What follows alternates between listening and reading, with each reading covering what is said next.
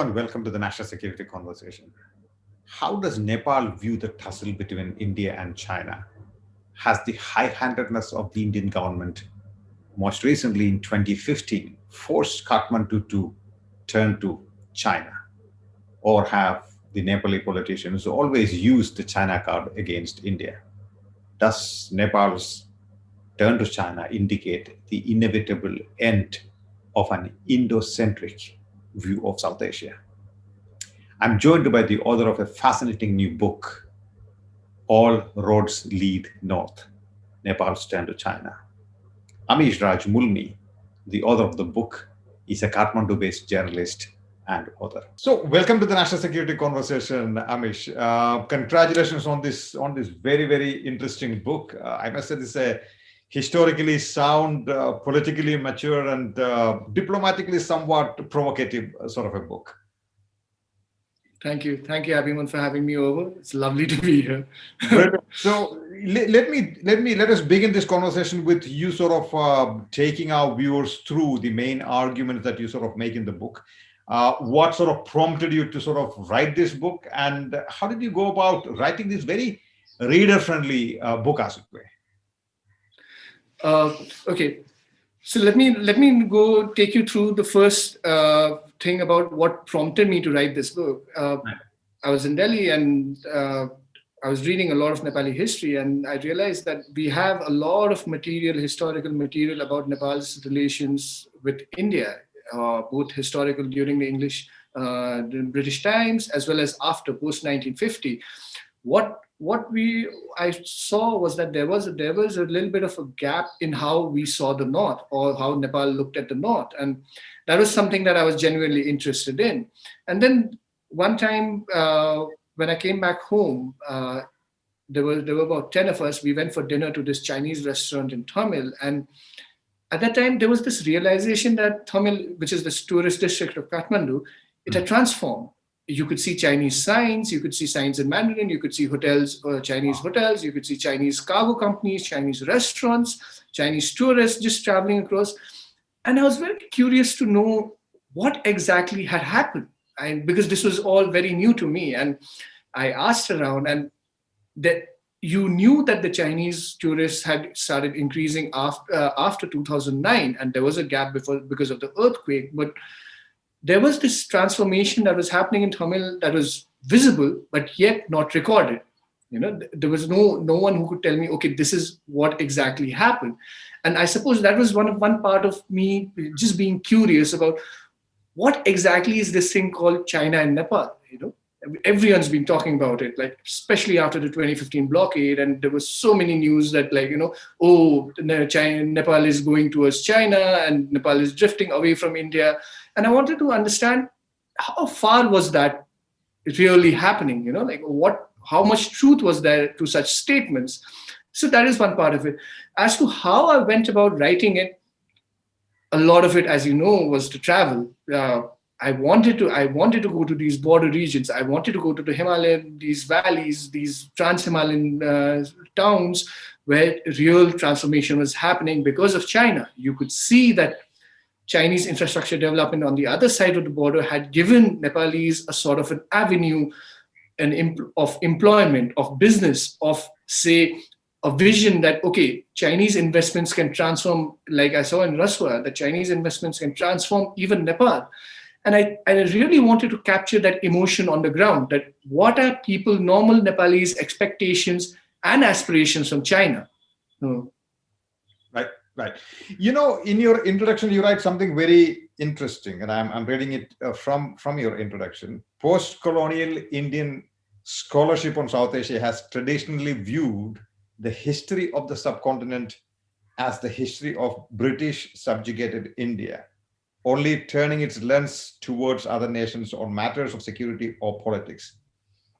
Such scholarship unconsciously borrows the hubristic imperial lens. It views the region from an India-first perspective that ignores, for the most part, the nuances that give the country its cultural and economic importance in the region. This book seeks to correct such a view by examining little-known histories of the Himalaya and South Asia with Tibet and China. It's a very, very, very interesting sort of an argument, because you are to a great extent right. If you read books coming out of Delhi, books coming out of India about the neighborhood, it is about, say, India is losing Nepal to China. That itself is a as if Nepal was some sort of a territory within India. So there is a certain post-coloniality or coloniality within post-coloniality, as it were. So can you sort of explain this to our readers? This is a very, very arresting sort of an argument, as it were. I think it's. I mean, this is also because I lived in Delhi for so long, and when you're reading the newspapers, when you're reading the national media in India, you get a sense that it views the neighborhood, it views the South Asian neighborhood from an Indian interest perspective at first, which is obvious, right? But that Indian interest seems to be driven by the security matters more than anything else. There is very little focus on, say, the economics of the region, the economies, the connections that sort of like give India its primacy in South Asia, right? Even when we look at Sri Lanka, for example, even let's say when the national Indian media looks at Sri Lanka or Bangladesh or even Pakistan. I mean, Pakistan, you don't even have to go anywhere. It's purely a security viewpoint. But the thing is that people forget, yes, post 1950, obviously there was a sort of a change in, India became independent, the post-colonial scholarship happened, but histories go back a long, long time before that. And the regions on the periphery, like Nepal, like Sikkim, like Bhutan, we have been interacting with Tibet and China for times much longer than before. And even during colonial times, you could see that. Uttarakhand, for example, or even Kashmir, while researching this book, I've met a Newar trader who had a photograph in his house of Nepali traders from Kathmandu who went all the way to Ladakh to trade. And those sort of connections are lost now. I mean, when we come to the 21st century, everything has become about security, right?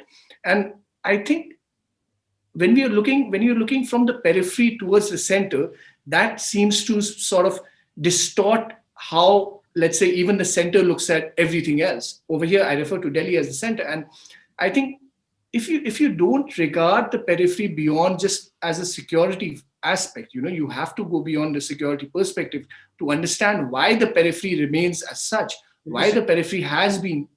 In fact, in the introduction, you go on to mention that in doing so, this book seeks to reclaim histories of the global South. Exactly. Been described from the point of this popular security-oriented discourse has corroded a more objective analysis of the many ways in which China is connected to our part of the world, which is Nepal. I agree. And I think, Professor Arnab Ghosh at Harvard, he recently did an interview with Himal South Asia, where he argues very cogently that there are so many connections between India and China before the 1962 war that people just seem to have forgotten, right? There were exchanges. I mean, Raj Kapoor's films are such a big hit in China. What happened about those? And the thing is that, yes, obviously, any war distorts the narrative completely, right? The center, both India and China look at each other as antagonists for so many years till now. But I think, of course, there needs to be a way to look beyond just that. If you allow the security doctrine to, let's say, dominate the narrative of history, of anything else, how will even the center or anyone else allow a more, let's say, a rounded understanding of things to occur? Or consider Nepal, no? The way Delhi has considered Nepal or Kathmandu in the past, let's say 20 years, 30 years, it's been purely a security perspective. It's purely been, okay, can you reduce Chinese influence, or can you expand Indian influence, or can you retain Indian influence at its current levels? But it's never been, at least the narrative has never been about, can India become a better friend to Nepal? Or is Nepal, if Nepal is a friendly nation, can it become a friendlier nation? I mean, that's the argument in South Asia as well, right? We are so culturally connected, but we are one of the least economically connected regions in the world. Why? So you that is an answer. Right. And that is a question that we should answer definitely in the 21st century, especially when the focus of the world is switching to Asia, and South Asia is becoming more and more important in the global state of affairs. Right. So your narrative therefore tries to decenter New Delhi in the analysis of say India-Nepal relations, and it seeks to sort of center Kathmandu or Nepal in the analysis of India-Nepal relations in some ways. I would say not exactly Kathmandu as well. All I'm trying to say is that this view of the periphery of South Asia from a security perspective is incomplete. You need to think about the cultural links. You need to think about the trans-Himalayan links, as I've described. And because I'm a Nepali writer, and to me, Nepal, those cultural links of the past are important. But these cultural links, these trade links happened in the Indian Himalaya as well. You had traders from Garhwal and Kumaon cross over. You had traders from Spiti, from Kashmir, from Ladakh cross over and trading in Ladakh. What happened to those relations, right? In Lhasa. And these sort of like, my argument is that yes, the security perspective always matters for governments, for big capitals. All of that obviously happens, right? But if you are to understand each other better, the cultural links, the historical links, those have to come at the forefront. Without that, a security-only perspective gives you an incomplete understanding of the state of affairs. So this, as a Nepali writer, so how do you sort of view the Indian claim of having a special relationship with Nepal across various domains, economy to people to defense? What is the thinking of the Nepali elite about this special relationship with India? See, I mean, I won't say it's an Indian claim. I mean, it is a special relationship, right? Like, I mean, it's a bilateral relationship that is quite like any other in the world. You have an open border, you have people just coming back and forth, working back and forth, families. Like I said, I worked for about 10 years in Delhi and I did not need a work permit. And these are things that give this relationship a special character that no other bilateral relationship has. But at the same time, I think, as I say in the book, the Kathmandu elite has also viewed this special relationship as a sort of a proxy or, let's say, a subdued way of saying that, okay, India has extraterritorial, or let's say, India has more than the required control over Nepali affairs. And I think there has been a distinctive tendency within the Kathmandu ruling elite, starting from Mahendra onwards, to steer away from that hold, that perceived hold over in Nepal's, let's say, affairs, political affairs, security affairs, to go away, to move further and further away. So Nepal, in a sense, the security relationship is perceived as a hold over, let's say, the security affairs or foreign affairs earlier. I mean, you could see that when Nepal decided to import arms in 1989 from China, Rajiv Gandhi was obviously displeased. You could see that in 1962 when Nepal decided to sign an agreement with China over a road from Lhasa. So over the years, obviously, the special relationship or the character of the 1950 treaty has weakened, right? Like, Nepal has been moving away from the Indian sphere of influence, which it was in 1950. Having said that, today, I don't know, there are obviously calls about revising the special relationship from Nepali politicians all the time. To that extent, there has been, let's say, the eminent persons group, they have recommended various forms, various, let's say, new recommendations, but they haven't been, let's say, incorporated. So it is what it is at this moment. Nepali leaders will continue to strain at the relationship because of the sort of, let's say, hold India has, and India will continue to insist that, okay, I mean, the 1950 treaty is proof, right? I mean, You want special economic relationships, you want the free movement across the border, so you will have a special political relationship as well. Right. Right, but this book is not really about the unhappiness that Nepal has towards India. That may be one of the reasons that has prompted you to write the book. But this book is more about Nepal's relations with Tibet, and by extension to China, as it were. On page number 209, you write very interestingly: throughout history, China had been part of Nepal's imagination, an amorphous idea more than a reality, a card against India than an actual hand. It was only in the 21st century that China became real for Nepal.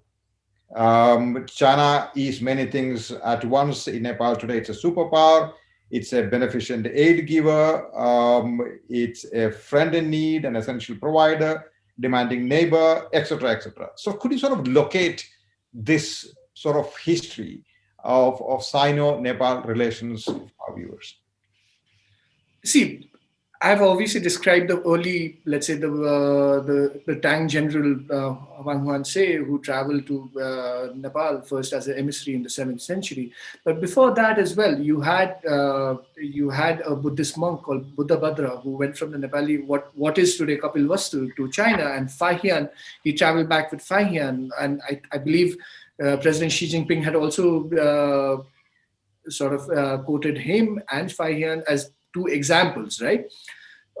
After that, there had been, let's say, the cultural contacts that, because Tibet was this sort of, let's say, Tibet was where China and Nepal were actually meeting, right? Like, I mean, Nepal became the center for Buddhist arts, and then in the 13th century, you had this Nepali architect who first went to Lhasa, and where he was very impressive.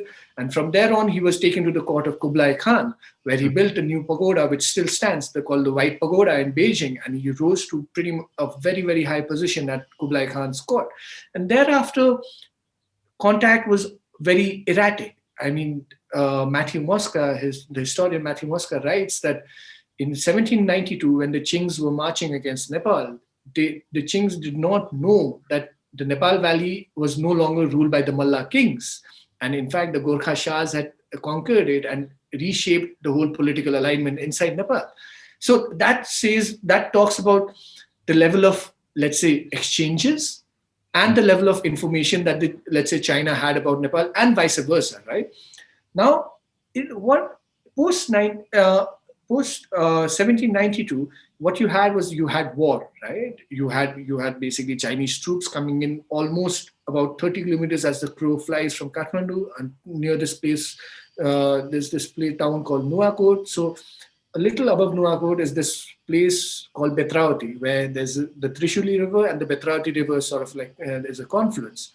That is where the final stand was made, and finally a peace treaty was signed, under which obviously the Chinese later argued in the 20th century that treaty made Nepal a suzerain to Qings. Nepal obviously said no, because Nepal had to send trade missions, 5-yearly missions to China till 1908. So the China interpreted that as tribute missions. Nepal said no, they were trade missions. And obviously, because British might was at the time paramount in Asia, China could not sort of protest. And by 1923, Nepal became an independent nation. Till 1950, what we must remember, though, is that Tibet was Nepal's immediate neighbor to the north, right? And it was only in 1950 that China emerged as this neighbor, that immediate neighbor. And as I say, there were infrastructure limitations, there were security limitations, and the Chinese themselves had to figure out how boundaries, borders, and sovereignty worked in the Himalaya. The idea of extraterritorial rights that Nepali citizens enjoyed in Tibet, the whole idea that Nepalis were just traders were traveling without passports. They were using hundis to transfer money, and they needed to bring that all under their control. So they slowly did these things. It was only when I say that it was only in the 21st century that China could become real to Nepal is because of China's infrastructure investments in Tibet. You had the Qinghai Tibet Railway. I mean, in 2006, it's pretty much, however you look at it, it's an engineering marvel. You have like permanent train lines at 15,000 feet altitude, it's just running through the year, and that by itself, the construction is a different part, but the maintenance of it is equally difficult, right? So what that did was it overcame a lot of the infrastructure limitations that China faced in Tibet. Obviously, you had roads, then there was the focus on roads, road building, airport building, and Lhasa Airport, International Airport, actually gets more traffic than Kathmandu Airport, and Lhasa is built at like 3,800 meters. So that gives you a sense of the level of infrastructure development that Chinese have managed in Tibet, right? And it's because of that sort of infrastructure development that China could become real and come to Nepal and say that, okay, in 2015, when Oli looked north after the unofficial blockade from India, China said, okay, we will provide you petroleum. It was symbolic, like I say. I mean, 3 trucks, 10 trucks, 12 trucks, they're not going to make a difference, right? But it was more the message rather than it was more the message that, okay, China is now ready to come to Nepal as a more physical, as a more real partner.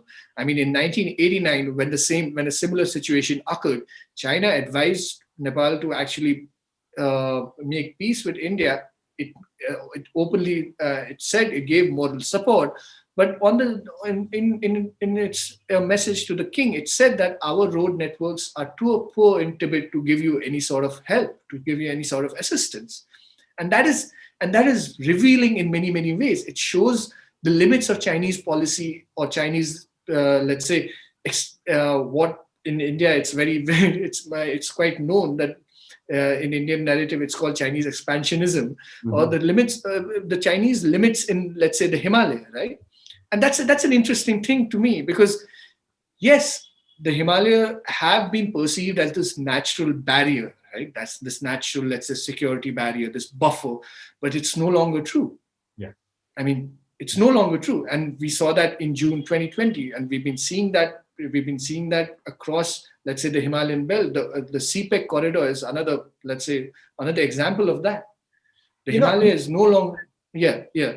No, Amish, you do make this very interesting reference to the Informal Indian blockade of 1961 and also the Informal Indian blockade of 2015. In both the cases, China came to Nepal's assistance. So did the Indian side, in your opinion, miscalculate the nature of Sino-Indian, Sino-Nepal relations? Or was it the, let's say, hubris from New Delhi that sort of made the Indian side, sort of do what it did, sort of high-handedness, both in 61 and in 2015? See, the 1961 thing was more of a, let's say, it was more of displeasure at that time. It was more of a, let's say, interpersonal relations gone bad. Mahendra had become king and he had signed this agreement, and basically Nepali Congress activists were running an armed insurrection from Indian soil. They had just thrown a bomb at his motorcade in Janakpur at the time. And at the time, basically, what had happened was that Mahendra had asked Nehru to ask Nepali Congress activists to shut down their activism. Nehru said, obviously, that's not possible because. So I think the difference, like I said, the difference that matters over here is China's reaction to these events, right? I think in 1961, what we saw was the war happened, but more than that, China crossed the Himalaya with the Lhasa-Kathmandu road. The 2015 one, what's interesting is to note is that I come from a position where I say that the 2015 constitution is flawed. The 2015 Nepali constitution is flawed simply because of, I'll give you a simple example. Men and women do not have the same rights in the 2015 constitution. And that by itself renders it an unequal, a flawed constitution, in my opinion. Now, India was the only nation to note the developments and argue that for let's say, in terms of political representation of the Madhis, of federalism, of to better incorporate their demands within the constitution. All the other major bilateral partners and multilateral partners, the US, China, the UN agencies, all of them welcomed the constitution. And in a sense, I think there was, at that time, we also have to remember the constitution came against the backdrop of the 2015 earthquake. And there was this sort of fatigue, there was this sort of helplessness that was being felt among the Nepali population. And this popular narrative had been driven home that relief and reconstruction could not proceed at a normal pace because Nepal did not have a constitution. So there was that, there was that really thing that, okay, if we have a constitution, it will solve a lot of things, which is why India's objections came as a surprise. Perhaps a blockade itself, or an informal blockade, however Delhi has sort of like called it, may have been the wrong option at the time.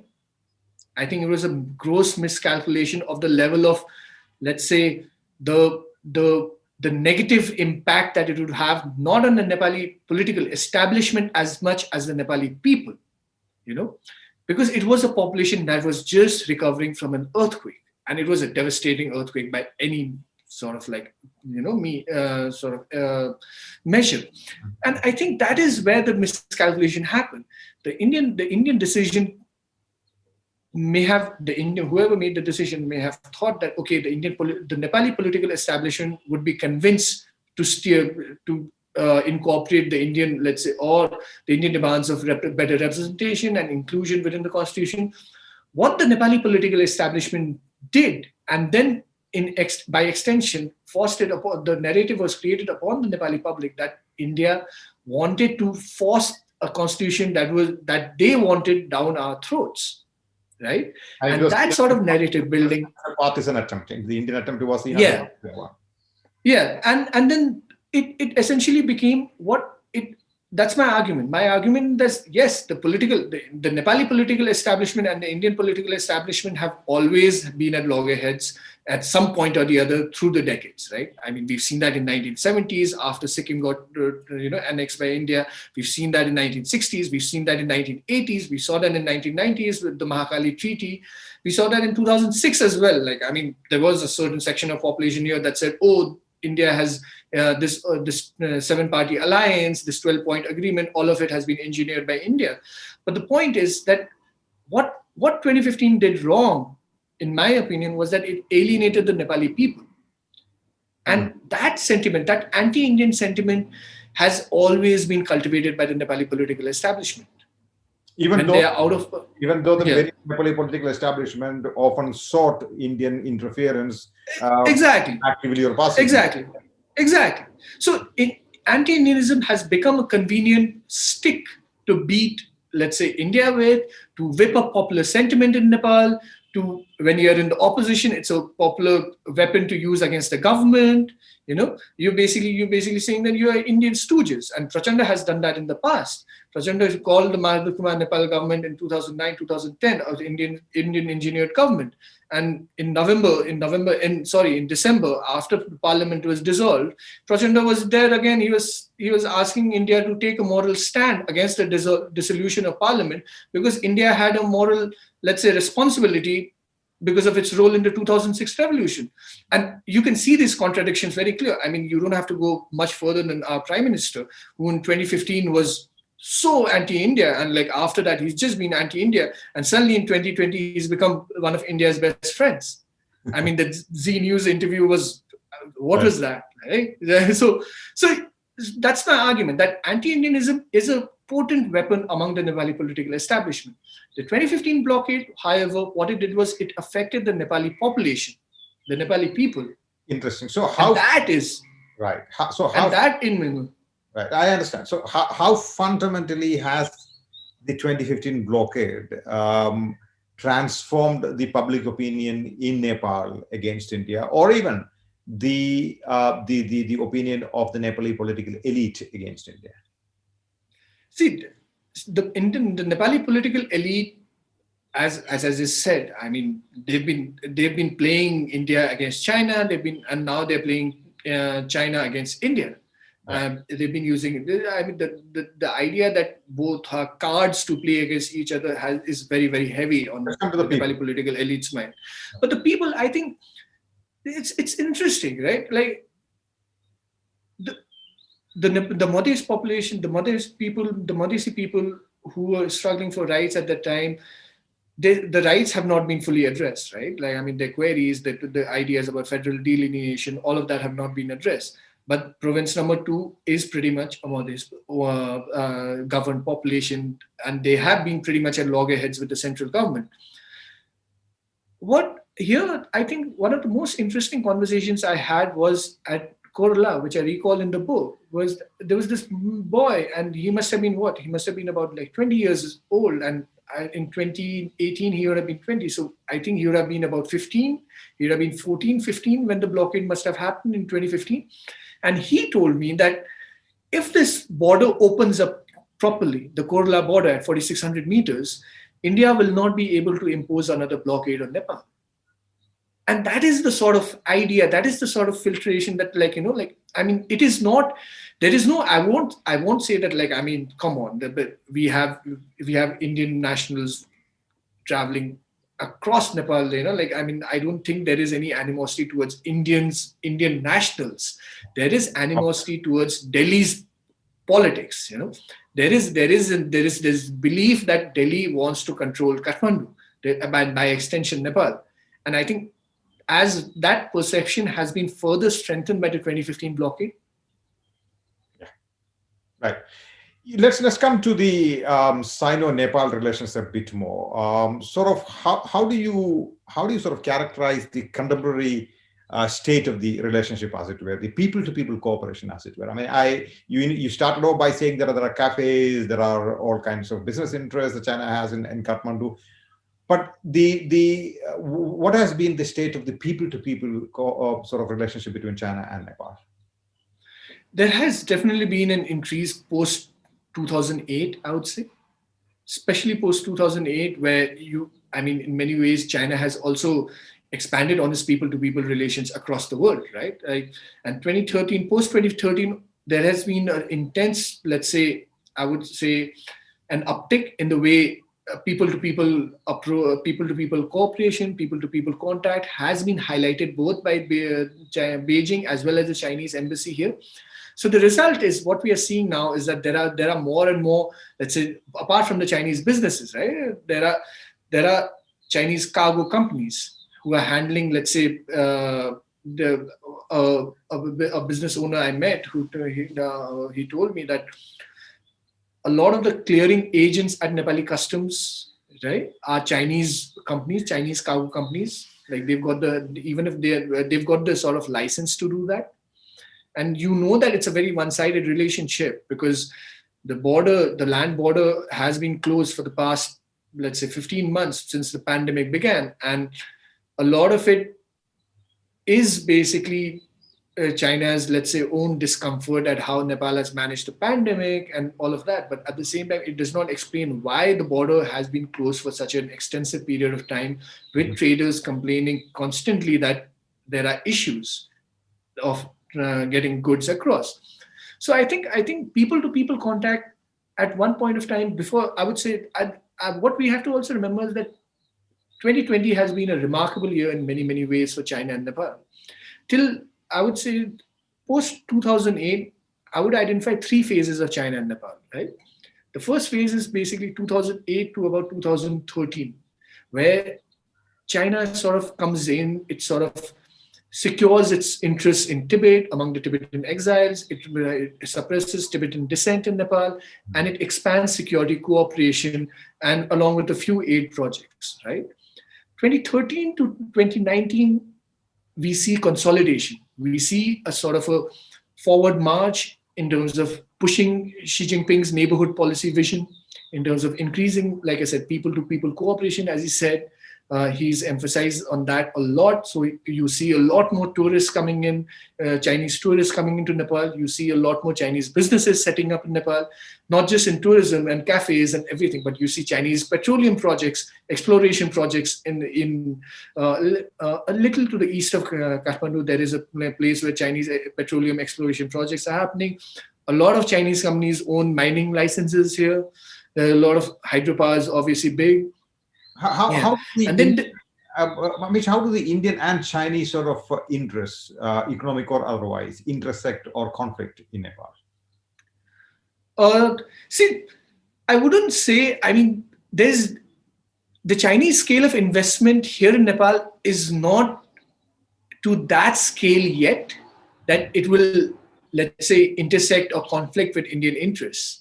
But at the same time, I mean, Indian investments in Nepal also have never been as significant. I mean, Indians are the largest foreign direct investors, are the largest foreign investors in terms of assets, in terms of money that they poured in over the years. But for the past 3 or 4 years, China has been leading the way in FDI pledges, while India has been going down. India is now, I think, 3rd or 4th in the list.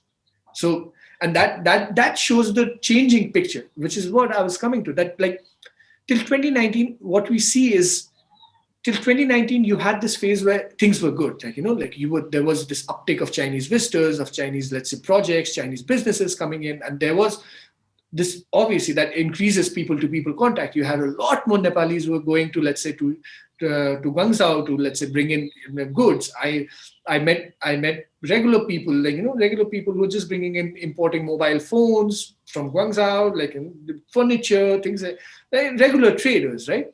2020 becomes very, very interesting. And 2020 becomes this phase that I call withdrawal.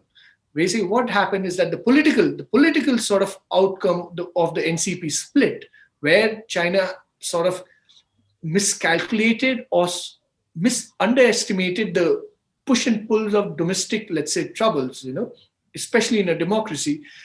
I think it underestimated that heavily. And because of that, what we are seeing is a bit of a Chinese withdrawal in terms of how much it engages with Nepal. Yes, the pandemic is this big factor. I mean, China is anyway, because of the pandemic, China has withdrawn into itself in many ways, right? But in Nepal, what we are seeing is that the sort of intensity with which new Chinese projects, new Chinese investments were being announced, it's become more subdued. The Chinese ambassadors' visits to the politicians that was very prominent in 2020, they have pretty much gone out of the picture.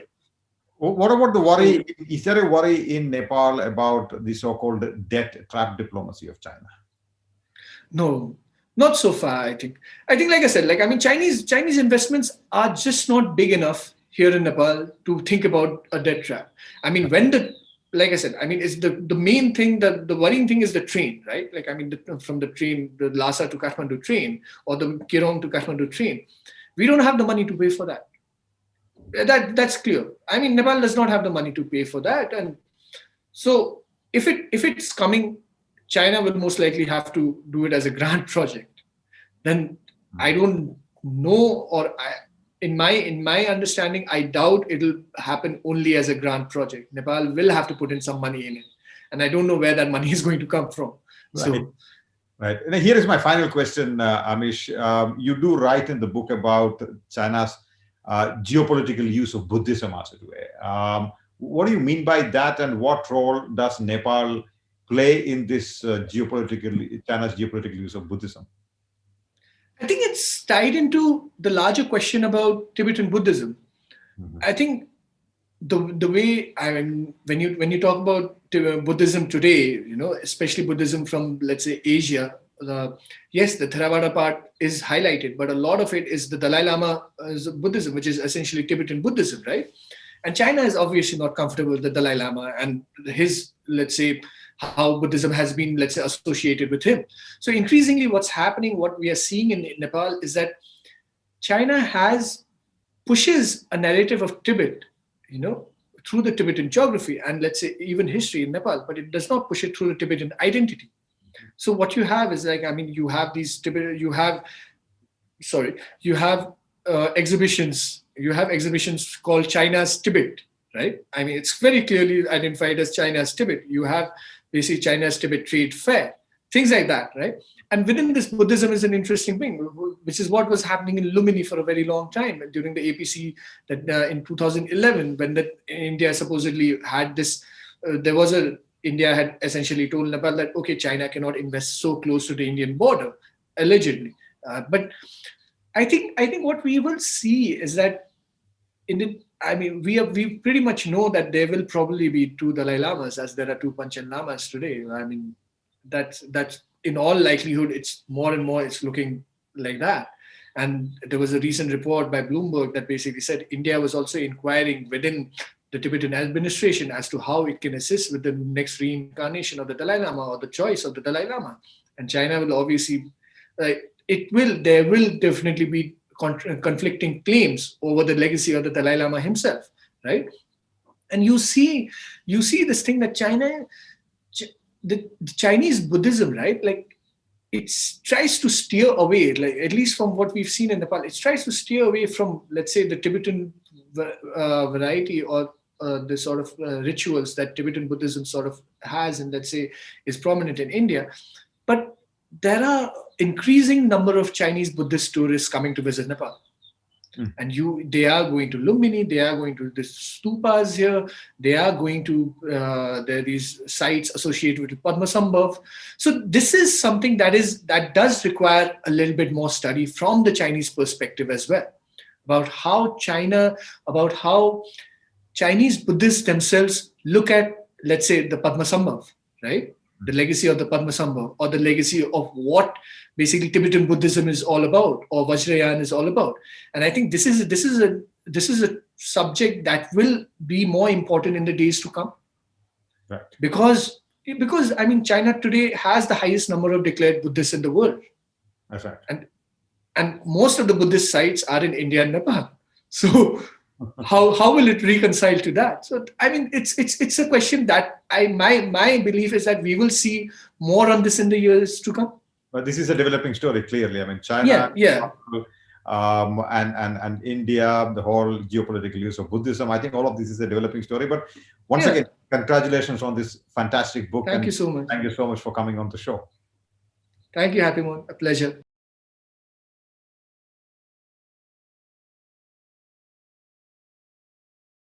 To receive instant updates on all videos from The Wire, click the subscribe button and hit the bell icon. Pay to support independent journalism. Click the link in the description and choose the amount you want to pay.